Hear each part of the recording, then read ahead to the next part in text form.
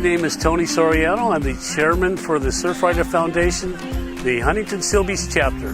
What we're doing here is to bring awareness, and we're here to enjoy the beach, and we're trying to give back. So a lot of these folks that are here with us today are conscious about what's going on with our world. Plastics, a lot of debris, a lot of things that we're going through as far as campaigning. This community is what we call our vendor village, and everyone has environmental concerns. So 13th year being out here, I think we have a big showing, a lot of things going on. As far as our vendors here, everybody's enjoying and getting more and more aware of the things that are going on. Like our beach cleanups, for example.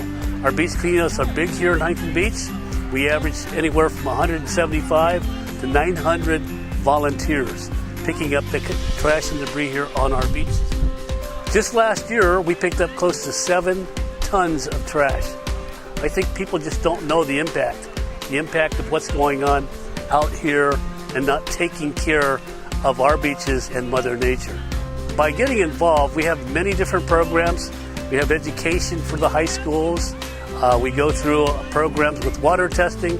And so any of these types of programs, no matter what you might be interested, you might fit into it.